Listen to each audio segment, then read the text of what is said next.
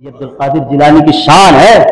और शान क्यों ना हो, रमजान का महीना है, आपके नाना, सुना वाक़या बहुत, फिर मुख्तसर में सुना दो 5 मिनट है, क्यों शान ना हो। आपके नाना रमजान का महीना दरिया के किनारे जा रहे हैं, शाम का वक्त है, देखा एक सेब बह के आ रहा है, क्यों शान ना हो। आपने सेब लिया, उठा लिया, रोजा अफ्तार कर लिया, लेकिन ख्याल आया अचानक, न जाने किस बाप का होगा, किस मालिक का होगा, बिना इजाजत मैंने खा लिया। लेकिन शरीयत में इसका हुक्म ऐसा नहीं, जो फतवा लगे किसका था, आ गया था खा लिया, न मालूम। लेकिन तक़वा परहेजगारी ने जवाब दिया कि नहीं, ये खिलाफ शरा है, तक़वे ने हुक्म नहीं शरे का।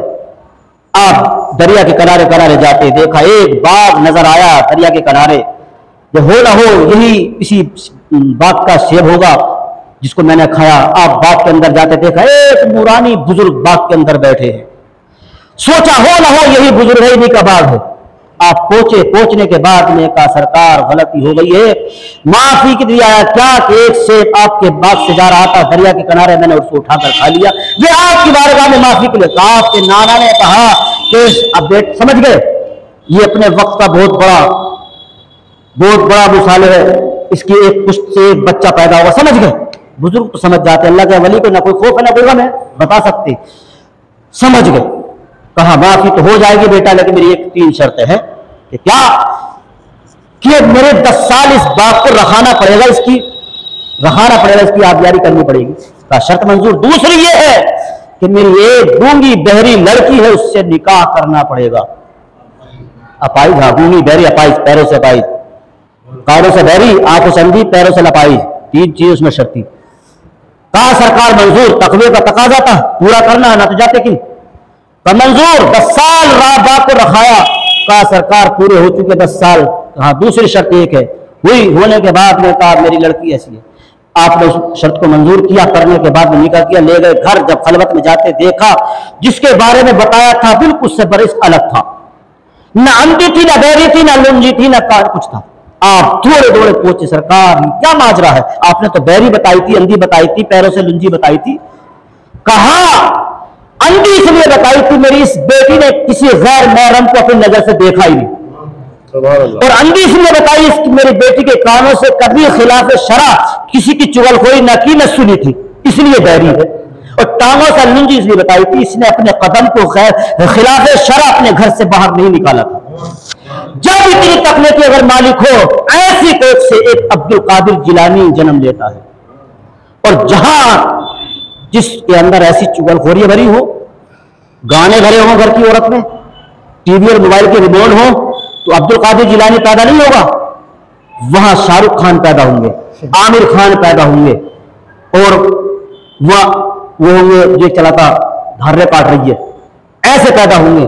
और जहां सीरत में फातिमा तो ज़हरा जैसी, तो इमाम हुसैन पैदा होंगे। और जहां उम्मुल खैर फातिमा जैसी हो, तो वह अब्दुल कादिर जिलानी जैसा पैदा होगा। और जहां ख्वाजा की मां हो, वहां ख्वाजा मोइनुद्दीन चिश्ती हसन संजरी जैसा पैदा होगा, तो उसको मोइनुद्दीन हसन जैसा दुनिया याद करेगी। तो जब ऐसी होंगी तो समाज ही अलग होगा।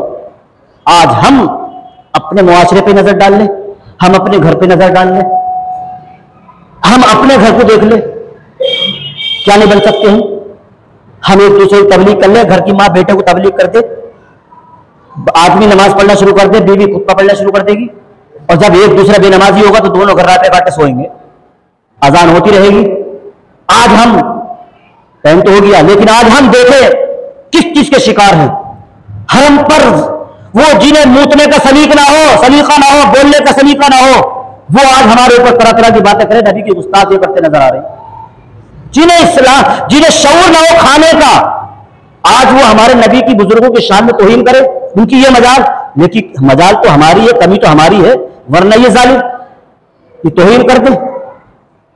अरे वो महबूब जिसके लिए नबी के सत्ते में सारी कायनात को बनाया हो, जिसके सत्ते में हमें तुम्हें रिस्क मिलता हो, जिसके सत्ते में हमें नमाज रोजा मिला हो, लेकिन क्यों हमें शरीयत का पाबंद बनना होगा, नमाजों को 5 वक्त अदा करना होगा।